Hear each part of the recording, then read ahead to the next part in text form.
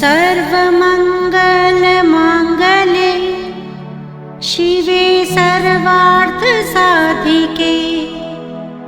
शरण्ये त्र्यंबके गौरी नारायणी नमोस्तुते।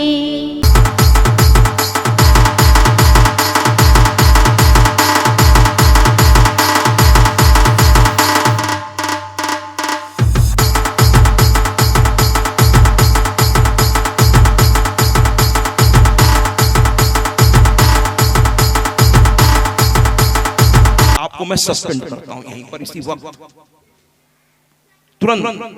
बाकी अब आप जाइए कोर्ट कचहरी, लड़िए मुकदमा बैंक से, लेकिन मैं आपको सस्पेंड करता हूं इसी वक्त करता हूं।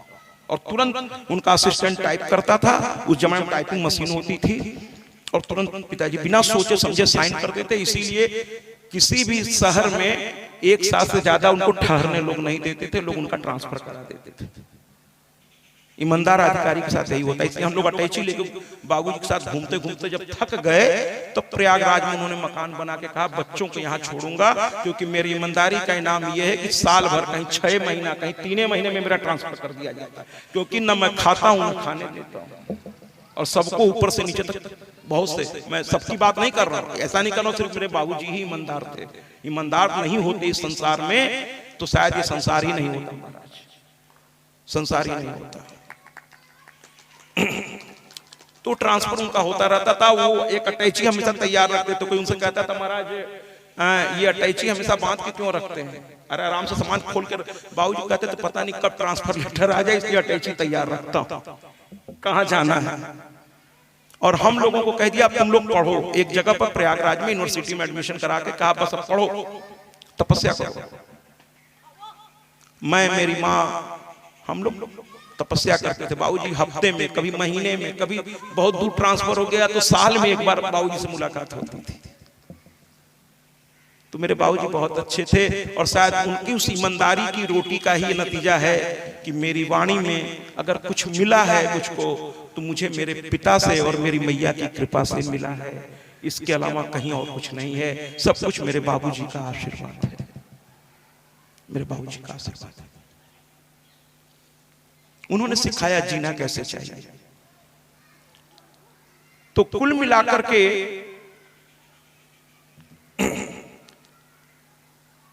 हरिश्चंद्र गए। अच्छा, बात वहीं पे अभी फिर से हम शुरू करते हैं कि अयोध्या के नरेशों को पुत्र की प्राप्ति क्यों नहीं होती थी? क्या वो इतने कमजोर थे कि एक पुत्र के लिए उन्हें यज्ञ करना पड़ता था, या गुरु के पास? भाई ऐसी क्या समस्या थी? दिमाग में लोग आएंगे और जो मूर्ख टाइप के लोग हैं वो हंसेंगे कि मतलब कैसे ये बलशाली राजा थे कि पुत्र के लिए इनको इतना झमेला करना पड़ता था। अरे महाराज, अयोध्या कोई ऐसा वैसा राज्य नहीं था। अयोध्या का राज्य जहां तक नजर जाती थी, जहां तक सूर्योदय जहां से होता था और सूर्यास्त जहां तक, अयोध्या के नरेश के बारे में कहा जाता था महाराज इनके राज्य में सूर्य कभी अस्त नहीं होता। इतना बड़ा राज्य था अयोध्या का। और जब किसी बड़े घर में कोई आत्मा को जन्म लेना होता है ना महाराज, जैसे आज की तिथि में, मैं कोई उनका भक्त नहीं हूं, ना कोई फंड मुझको देते हैं, बल्कि कुछ चीजों में तो मैं उनका खुलेआम विरोध करता हूं, खुलेआम इसी मंच से विरोध करता हूं। कुछ चीजें उनकी जो व्यापारिक दृष्टिकोण से करते हैं मुझे नहीं समझ में बात आती, लेकिन ये जरूर कहूंगा कि आज की तिथि में अंबानी परिवार इंडिया का या अडानी परिवार, ये उन परिवारों में से है कि जिसके यहाँ कोई बच्चा जन्म ले ले महाराज, तो जन्म लेते ही कम से कम 20 फैक्ट्री का मालिक तो जन्म लेते ही हो जाता है महाराज। ये वो लोग हैं। और ऐसे घर में कौन आत्मा आएगी? सीधी सी बात है महाराज, जिसने बहुत तपस्या किया होगा और जिसने भगवान से मुक्ति नहीं मांगी होगी, उस तपस्या के बदले में सुख ऐश्वर्य मांगा होगा, तो प्रभु रचना करके ऐसे परिवार में अगला जन्म होगा, किस योनि में होगा, ये आप पर ही है महाराज।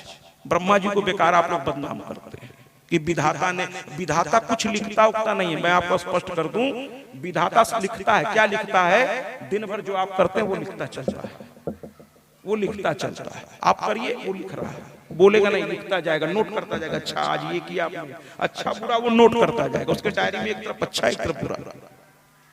मुस्लिम धर्म में भी, मैं तो हर धर्म का सम्मान करता हूँ महाराज, मुस्लिम धर्म में भी, मैं जब डायरेक्टर था तो मेरे यहाँ स्टूडेंट में मुस्लिम भी होते थे, हम कहे बेटा तुम्हारे धर्म में भी तो कहा गया है कि एक कंधा पे तुम लोग नेकी रखते हो, एक कंधा पे बदी रखते हो, अर्थात एक कंधे पर उनके कुरान में कहा गया है महाराज कि एक कंधे पे उनकी की गई अच्छाई और एक कंधे पे उनकी की गई बुराई, और अंत में फैसला उनका अल्लाह करता है। तो वही तो हमारे बात घूम फिर के धर्म में सब जगह एक ही है महाराज, बस तरीके अलग अलग है। हमारे यहाँ भी वही है, आपकी अच्छाई और बुराई सब नोटेड होता जा रहा है महाराज। अब जैसे हमारे आचार्य दिनेश जी हैं, हमारे लखन जी हैं, हमारे आदरणीय गुरुदेव हैं, साधना ही लोग कर रहे हैं और भी लोग कर रहे हैं साधना महाराज। अब साधना का उद्देश्य क्या है, उद्देश्य क्या है, वो उद्देश्य भगवान समझ रहा है, उसी उद्देश्य के अनुसार इनका प्रारब्ध तैयार हो रहा है। देखिए कर्म भी कई तरह के, एक होता है संचित कर्म, एक होता है वर्तमान का कर्म। संचित वो है जो आपने पुराने जन्म में जाने अनजाने में कर रखा, वो इकट्ठा होकर उस जन्म में कुछ आपने भोगा, अच्छा और बुरा, फिर आयु पूरी हो गई और आपकी मृत्यु हो गई, लेकिन भोगंत बचा हुआ है। तो उस भोगंत को, अब वो भोगंत अच्छा वाला है बुरा वाला, उस अनुसार आपको अगले योनि में जन्म लेना है, ये बात ध्यान रखिए। अगर आपको गुमान है कि मैं बहुत बड़े खानदान का लड़का हूं, मेरे पास बहुत संपत्ति है महाराज, मेरे पिताजी फलाने, मेरे चाचा फलाने, मैं फलनवा, मैं ढकनवा, तो मैं एक बात कह दूं महाराज, कभी अकेले में बैठ के कमरा बंद करके सोचिएगा कि who are you, who I am, who I am, यानी इसका हिंदी रूपांतर कर देता हूं कि मैं कौन, तो आपके अंदर जवाब आएगी मैं मिस्टर फलाने। चलिए हमारे दिनेश जी और लखन जी मेरे अपने हैं, मैं इन्हीं को उदाहरण दे देता हूं आपको समझाने के लिए, और बहुत आदरणीय व्यक्तित्व हैं दोनों लोग। चलिए बात करते हैं।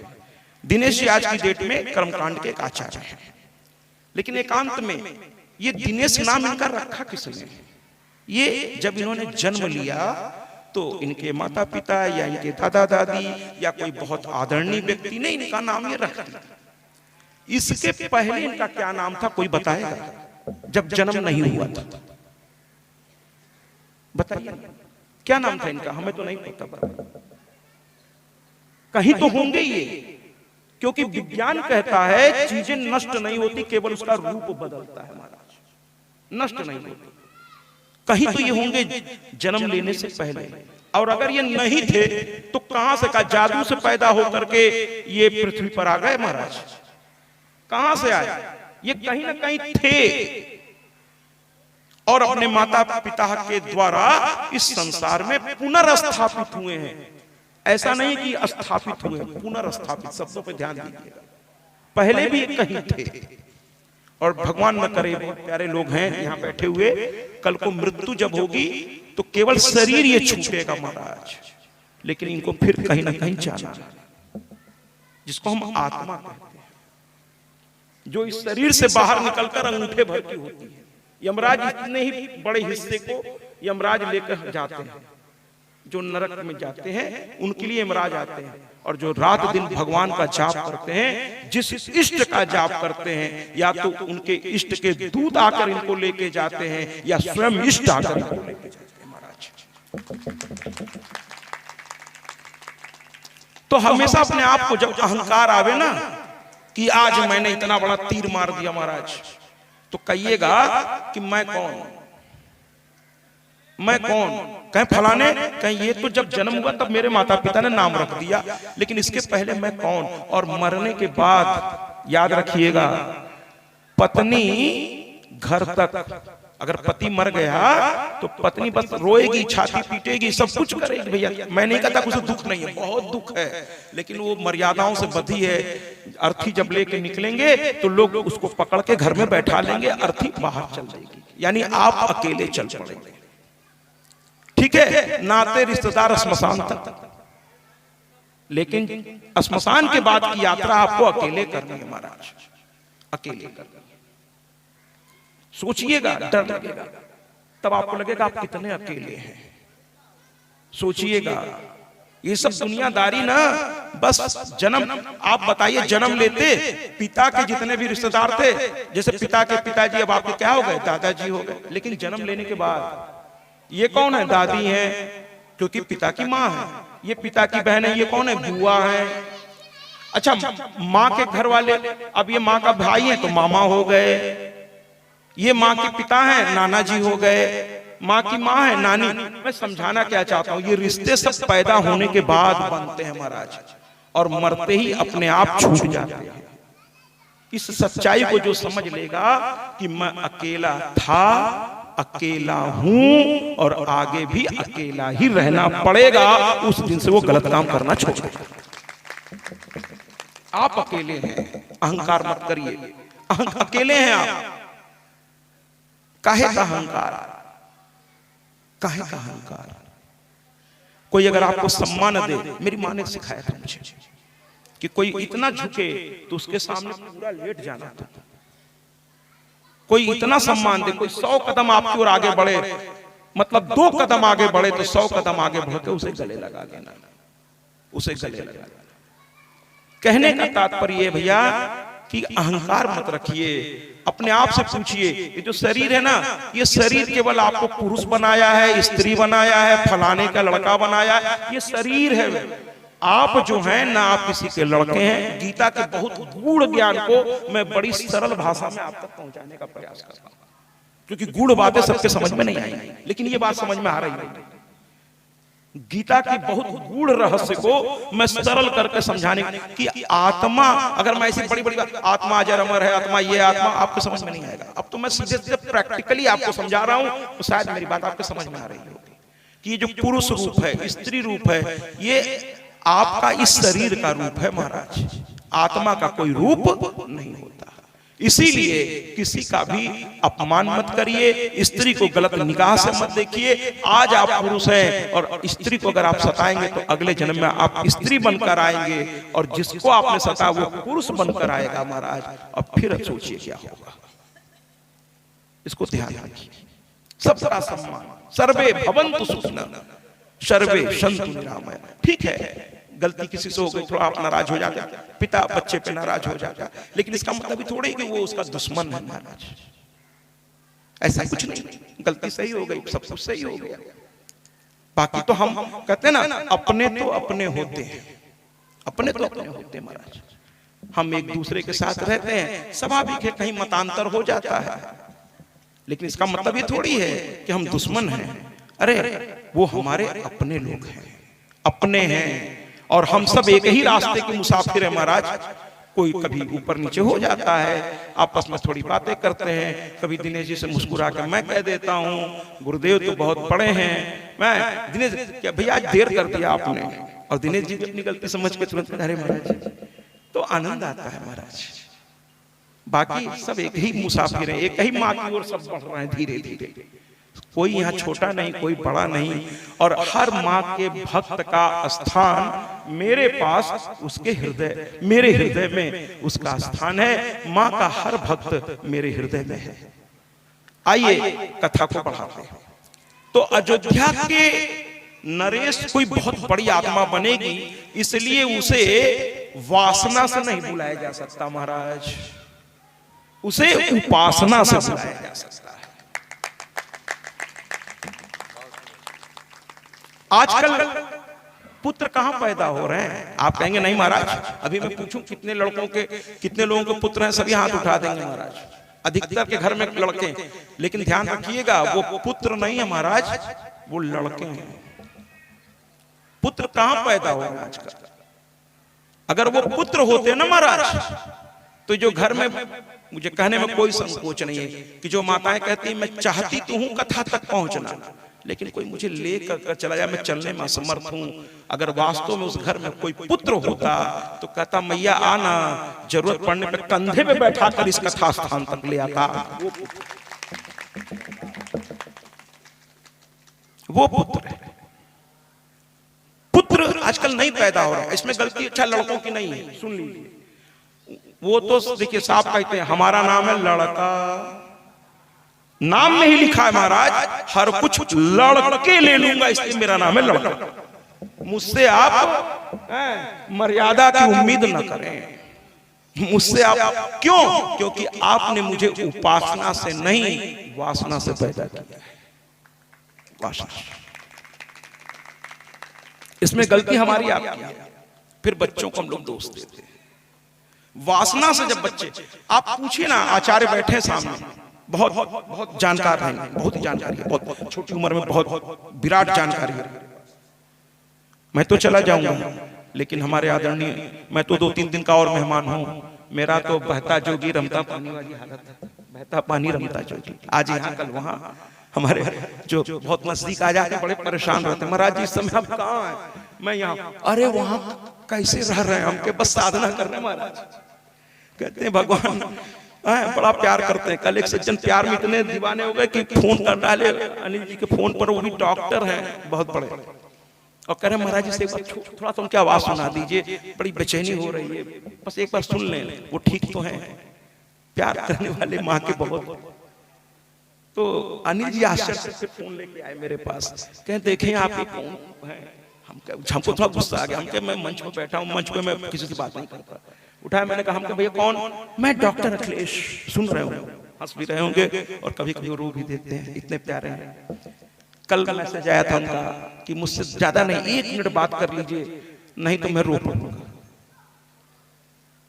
भक्त हैं मां के, दीवाने हैं, जबकि बीएचयू से मतलब वो पढ़े हुए स्कॉलर हैं, स्कॉलर हैं। कहने का तात्पर्य ये है, माताओं से और युवाओं से कहना चाहूंगा, ये जो मोबाइल परोस रहा है ना आपको गंदगी, और ये गंदगी जो रात दिन आप देख रहे हैं, मुझे तो एक फिल्म का गाना दिनेश जी बड़ा अच्छा लगा। लखन जी को संबोधन इसलिए नहीं करूंगा कि वो वरिष्ठ हैं, आप युवा हैं।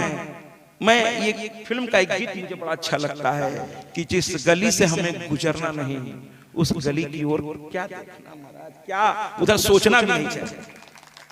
युवाओं से कहता हूं भैया, अगर आपका विवाह नहीं हुआ है, अगर आपका विवाह नहीं हुआ है, तो आप ये चीजों को देख क्यों रहे महाराज, जो मोबाइल में उल्टे सीधे चीजें। मैं बड़ा स्पष्टवादी हूं, मेरी कथाएं थोड़ा क्रांतिकारी होती हैं, क्योंकि बिना क्रांति के आए शांति होगी नहीं, ठीक से क्रांति आनी पड़ेगी।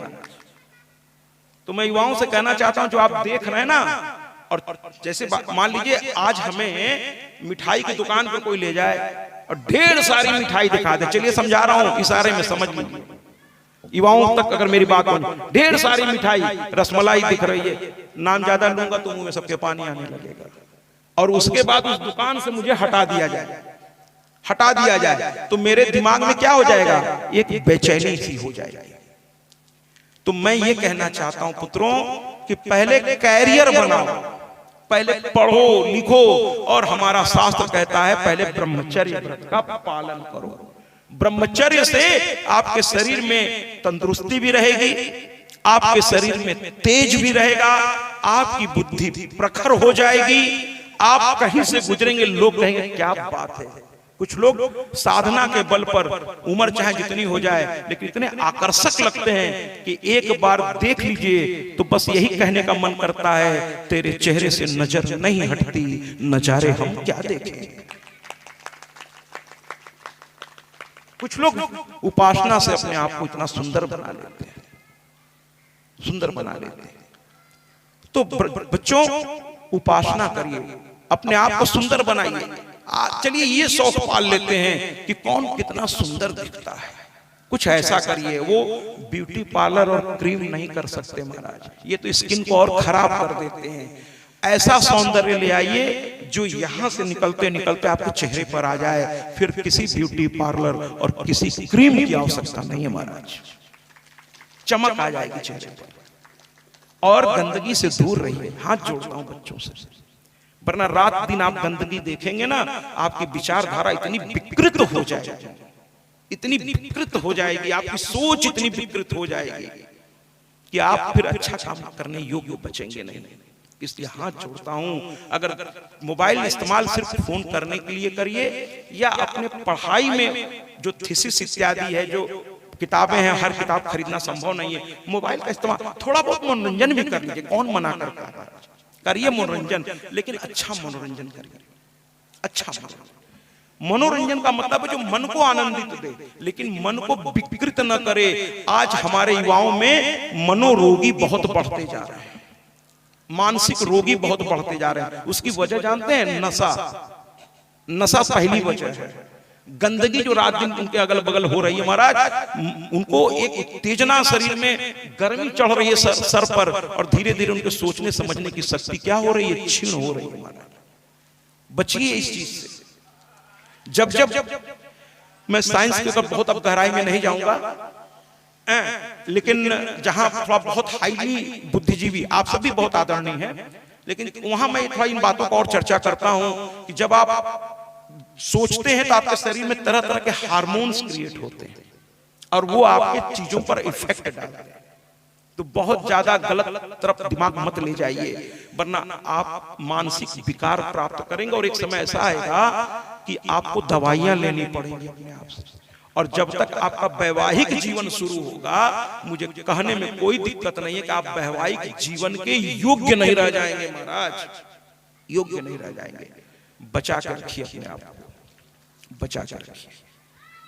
और सभी युवाओं से कहना चाहूंगा, अगर आप ब्रह्मचर्य व्रत का पालन करके शादी विवाह करते हैं और फिर पति पत्नी दोनों भगवान की उपासना करते हुए आनंद के साथ, मर्यादा के साथ जीवन जीते हैं, व्रत रखते हैं, दोनों पति पत्नी, अकेले एक से काम नहीं चलेगा महाराज, सुन लीजिए। इसलिए अपने पतियों को प्रेरित करिए कि वो भी कथा में आए। उस दिन तो मैंने हास्य विनोद यानी थोड़ा मजाकिया लहजे में कहा था, खाना मत दीजिएगा, ये मत दीजिएगा, जिसकी चर्चा घर घर में हुई है, आनंद ले रहे थे सब लोग। लेकिन हकीकत क्या है? केवल आपके पूजा पाठ से आपका घर नहीं बदलेगा जब तक आपके पति भी उसमें शामिल नहीं होंगे महाराज। पति को प्रेरित करिए, बच्चों को प्रेरित करिए, घर में आदत डालिए। स्नान के बाद सब लोग पहले पूजा घर में जाएंगे, चाहे एक सेकंड के लिए जाए, प्रणाम करेंगे भगवान को, उसके बाद जल मिलेगा, नाश्ता मिलेगा, सब मिलेगा। आदत डलवाइए घर को लोगों को। पति से कहिए व्यस्त है, चलिए कोई बात नहीं, लेकिन बगल में यज्ञ हो रहा है, चल के थोड़ा वहां सहयोग का, अपने घर का है। अगर अनाज देंगे तो आपके घर का अनाज शुद्ध हो जाएगा, द्रव्य देंगे तो द्रव्य शुद्ध हो जाएगा। धर्म में अगर आप सहयोग करेंगे तो आपका सब कुछ शुद्ध हो जाता है महाराज। अपने अन्न को शुद्ध करिए, फिर उनको बच्चों को खिलाइए। हमारा शास्त्र कहता है कि 100 रुपए में से 10 रुपए आप धर्म के नाम पर निकालिए, बाकी का 90 अपने लिए इस्तेमाल कीजिए। किसने आपको मना किया है?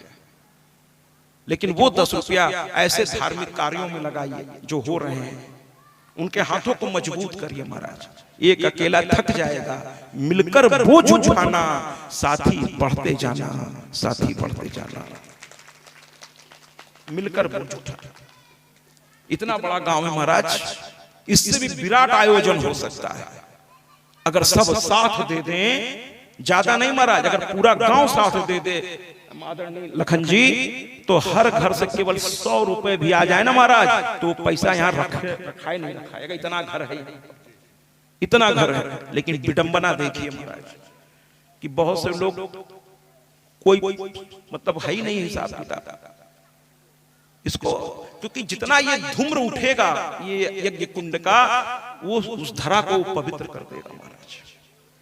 तो मैं कहना क्या चाहता हूं कि संतान की उत्पत्ति आचार्यों से आप पूछ लीजिएगा, वो उपवास बताएंगे तरह तरह का। जिनकी बीत गई, लेकिन जो नई बहुएं आई हैं, है ना, व्रत रखिए, उपवास रखिए और घर में शुद्ध चीजों का आगमन होने दीजिए।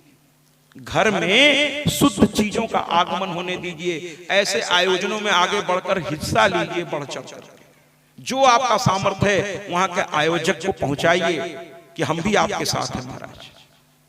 और फिर इसके बाद अगर संतान जब गर्भ में आने लगे तो भगवान से प्रार्थना करिए कि हे प्रभु, मेरे घर कोई शुद्धात्मा भेजना, कोई प्रेतात्मा मत भेज देना, क्योंकि घर में एक भी गलत व्यक्ति किसी भी रूप में प्रवेश कर गया तो पूरे घर को वो अशांत कर देता है महाराज। बहुत से माँ बाप अपने बच्चों से इतना दुखी हो जाते हैं, इतना दुखी हो जाते हैं कि मतलब वो जीने की आशा छोड़ बैठते हैं कि ऐसा नालायक। तो इसमें आप उपासना करिए, पूजा करिए, तपस्या करिए और फिर किसी नए जीव को अपने घर में लाने के लिए शास्त्रों में इसके नियम बताए गए। संकोच न करिए, किसी अपने बहुत खास आचार्य को बुलाइए जो जानकार हो, या किसी विद्वान से पूछिए फोन करके, या जैसे भी कि हमारे बहू एक नए संतान की तैयारी कर रही है तो क्या क्या करना चाहिए वो बता देंगे आपको। वो सारे चीजें आप करते चले जाइए। फिर जन्म उत्सव भी मनाइए और जन्मदिन में केक मत कटवाइए महाराज। जन्मदिन काटने, ये विदेशियों की परंपरा है महाराज, काटना। अरे हम लोग काटने वाले नहीं हैं, हम लोग तो जोड़ने वाले हैं। बच्चे को आपने चाकू पकड़ा दी जन्मदिन के दिन और कहा काटो, तो काट रहा महाराज, साल भर काट रहा, यहाँ काट रहा है, वहां काट रहा है, रिश्तों को काट रहा है, आपके इज्जत को काट रहा है, आपकी मर्यादाओं को काट रहा। अरे उस दिन उसको मंदिर ले जाइए, उसके हाथ से भगवान की पूजा कराइए छोटेपन से, उसको समझ में आ जाए जन्मदिन कैसे मनाया जाता है। गरीबों को दान दीजिए, किसी जगह पर कोई अच्छा काम करता हो उसको जाकर उसी दिन दान दीजिए। आज मेरे बच्चे का जन्मदिन है, अगले साल जब आप अनुष्ठान कराइएगा तो मेरा ये पैसा रखे रहिएगा, उसमें लगा दीजिएगा, आज मेरे बच्चे का जन्मदिन है। ये सब करिए। हो सके तो किसी कर्मकांडी आचार्य को बुला करके नरवाण मंत्र से, मैया के नरवाण मंत्र से, सभी आचार्य जानते हैं, एक माला ही सही यज्ञ हवन करा दीजिए घर में। दिन भर हवन की खुशबू बिखरने दीजिए। घर में मांस मदिरा ये सब मत ले आइए महाराज, बल्कि कभी मत ले आइए। अगर कुछ लोगों को पीने की आदत तो छूट नहीं रही है तो घर के बाहर पी लिया करो भाई। घर में लाकर पियोगे तो कल को अपने बच्चे को मना नहीं कर पाओगे। अगर आप केवल शराब पियोगे तो आपका बच्चा ना शराब के साथ न जाने कितनी और नशा करेगा और आपके सामने बैठ के करेगा। उसी दिन आपको समझ में आएगा कि आपने क्या गलती की है। ये सब छोड़ दीजिए, उपासना कीजिए और जब जन्मदिन ऐसे मनाइए, है ना। और शादी विवाह करने से पहले बच्चे का कोई अनुष्ठान रखा कीजिए।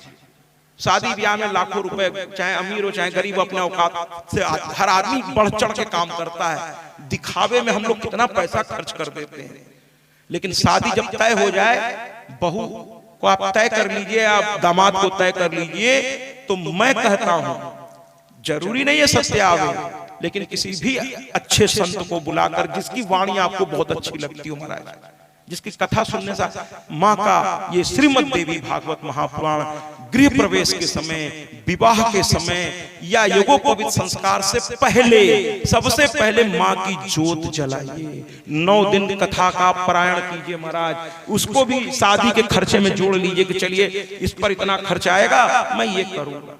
और 9 दिन के बाद वहां बिटिया को पहनाने की जो अंगूठी सगाई में रखिए, 9 दिन उसी ज्योत के पास रोज रखिए और उस अंगूठी को पवित्र करके और तब सगाई में अपने लड़के से कहिए मेरी होने वाली बहू की अंगुली में डालो, देखिए वो बहू आपकी सेवा करती है कि नहीं करती, मर्यादित होती है कि नहीं।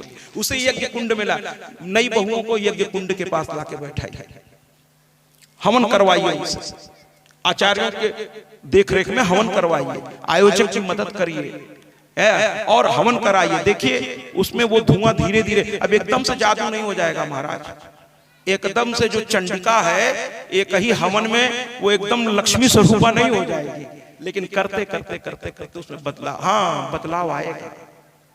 तो ये जो इतनी लंबी चौड़ी बात मैंने कह डाली, आपके भलाई के लिए कही है, क्योंकि आप यहाँ लाख कथा सुने महाराज, लेकिन अगर आपके घर में शांति नहीं है तो मन आपका हमेशा अशांत रहेगा। इसलिए कहते हैं ना, पहले घर में दिया जलाओ फिर बाहर, यानी घर में संस्कार लाओ, है ना। घर में संस्कार लाइए, घर में शांति लाइए। और ये कब होगा? जब आपके घर में ब्राह्मण भोजन करे, जब अनुष्ठानों में आपके घर से अनाज जाके वहां लगे, या आपके घर का कुछ द्रव्य उस अनुष्ठान में लगे और आप स्वयं भी समय निकालकर वहां जाएं और वहां बैठें, साधना करें, और उसके बाद जो संतान आएगी महाराज, राम आज भी आ सकते हैं, कृष्ण आज भी आ सकते हैं, लेकिन राम और कृष्ण तब आएंगे जब पहले कौशल्या आएगी महाराज। कौशल्या की कोख होनी चाहिए, तो राम आज भी आने को तैयार है। अपने कोख को इतना पवित्र कीजिए। दोनों लोग पति और पत्नी, इशारे में कह रहा हूं, समझ लीजिए। जब आप में रात दिन पवित्रता होगी और उसके बाद गर्भाधान होगा तो कोख की पवित्रता, आप ब्रह्मचर्य व्रत का अगर पालन करके शादी विवाह करेंगे महाराज, और दोनों की बात कर रहा हूं, लड़का और लड़की दोनों की बात, मैंने कहा था मेरी कथा बड़ी क्रांतिकारी होती है। अगर आप शुद्ध ब्रह्मचारी रहेंगे अपने पूरे जीवन में, शुरू के जीवन में, और उसके बाद जब विवाह बंधन में बंधेंगे तो आपके घर राम निसंदेह आएंगे महाराज, निसंदेह आएंगे। लेकिन आपने ब्रह्मचर्य व्रत का पालन नहीं किया, खुद आपका जीवन मर्यादित नहीं, आप अपनी मौज मस्ती में इतने डूबे हुए हैं कि आपको बस मस्त राम मस्ती में, और फिर सोचते कल को आपका लड़का आएगा और आपका पैर दबाएगा, अरे गला दबाएगा, गला दबाएगा। पैर दबवाना है ना तो फिर लड़के मत पैदा कीजिए, फिर पुत्र पैदा कीजिए, और पुत्र वासना से नहीं उपासना से प्राप्त होते हैं। वो पुत्र होगा फिर वो पू नामक नरक से आपको त्राण देगा, इसलिए वो पुत्र कहलाएगा। श्रवण कुमार पैदा करना है तो फिर श्रवण कुमार के माँ बाप बनना पड़ेगा, माँ बाप बनना पड़ेगा। राम पैदा करना है कौशल्या बनना पड़ेगा, दशरथ बनना पड़ेगा। कृष्ण पैदा करना है देवकी बनना पड़ेगा, वासुदेव बनना पड़ेगा। आएंगे राम आएंगे। तो चलते हैं वरुण देव के पास। थोड़ा पहले अयोध्या की बात मैं कर रहा था, वहां गुरुदेव ने कहा उपासना करो, कहे अब की बार यज्ञ मत करो, अब की बार तपस्या करो। हर समय एक ही चीज नहीं, एक ही दवा सब रोग में काम नहीं आती, लक्षण के हिसाब से दवा लिखी जाती है। इसी डॉक्टर पूछता है सुबह क्या खाए थे, फिर क्या हुआ, फिर डॉक्टर से छुपाना नहीं चाहिए, सब बताइए तभी ठीक दवा लिखेगा। तो लक्षण के हिसाब से, जो पीछे बच्चे खेल रहे हैं जरा इनको हटाइए, तो लक्षण के हिसाब से सब कुछ होता है। तो अब की बार गुरु ने कहा उनके ग्रह नक्षत्र को देखकर, इसलिए अपने यहाँ आचार्यों को बुलाकर थोड़ा पूछते रहा कीजिए क्या करना है, कैसे करना है, या किसी विद्वान से परिचय हो उसका फोन नंबर रखिए, बात करिए उससे, बात करिए उससे। और उन्होंने पूछा क्या करना चाहिए, तो कहे अब तुम तपस्या करो, तपस्या करो। ये वरुण देव की तपस्या में जाकर के गुरु के आदेश से बैठ गया। वरुण देव प्रसन्न होकर सामने आ गए, कहने लगे क्या चाहिए, कहने लगा मुझे ऐसा पुत्र दीजिए जो मेरे अयोध्या के राज्य को सुशोभित कर सके। जरा इन बच्चों को बेटा हटाइए सामने से, कुर्सियां भी बैठाइए, मेरे राज्य को, और ऐसा पुत्र दीजिए जो कभी मेरा सर नीचे न करे महाराज, नीचे न करे, हमारे कुल परिवार खानदान का वो इज्जत हो, ऐसा पुत्र मुझे दीजिए। वरुण देव ने कहा दे तो दूंगा, लेकिन थोड़ा परीक्षा लेना चाहते थे हरिश्चंद्र का। कहने लगे तुम्हारे भाग्य में पुत्र योग है ही नहीं, फिर भी तुम चाहते हो, तपस्या की हो, दे दूंगा। देखिए तपस्या से तकदीर भी बदली जा सकती है। वरुण देव ने कहा लेकिन एक शर्त है। क्या? कहने लगे शर्त यह है कि तुम्हारा पुत्र पैदा होते ही उसकी बलि मुझको चढ़ा देना। बड़ी अजीब सी शर्त है, लेकिन वरुण देव देखना चाहते थे हरिश्चंद्र अपने जवान का कितना पक्का है, क्योंकि ये रघुकुल में पैदा हुआ है और रघुकुल रीति सदा चली आई, प्राण जाय पर वचन न जाई। जो आदमी अपने जवान का पक्का ना हो महाराज, मेरी माँ कहती थी, पढ़ी लिखी नहीं थी, आप ही है ना, आप ही के बीच की वो भी थी, मैं भी आप ही के बीच का हूं। ऐसा नहीं कोई बहुत भी आई, कुछ नहीं, मैं भी आम आदमी ही हूं महाराज, बस माँ की कृपा है जो यहाँ बैठा दी है। तो मेरी माँ कहती थी मर्द के बाद और घोड़े के लात में दम होना चाहिए, दम होना चाहिए। जो कह दिया सो कह दिया, अब उसे करना है महाराज, उसे करना है। और जिस आदमी के व्यक्तित्व विश्वसनीय होने लगता है, समाज धीरे धीरे उस पर विश्वास ही नहीं करता, फिर उसका सम्मान करने लगता है महाराज, कि ये कहता है तो करता है, विश्वास ले आइए सब में। कुल मिलाकर के वरुण देव ने उसको देखने के लिए, परीक्षा करने के लिए कह दिया लड़का तो मैं दे दूंगा, लेकिन उसकी बलि चढ़ानी पड़ेगी मुझको। इसने कुछ लोग चाहत के उसमें हमें ये चाहिए, हाँ हाँ हाँ हाँ, बिना सोचे समझे हाँ हाँ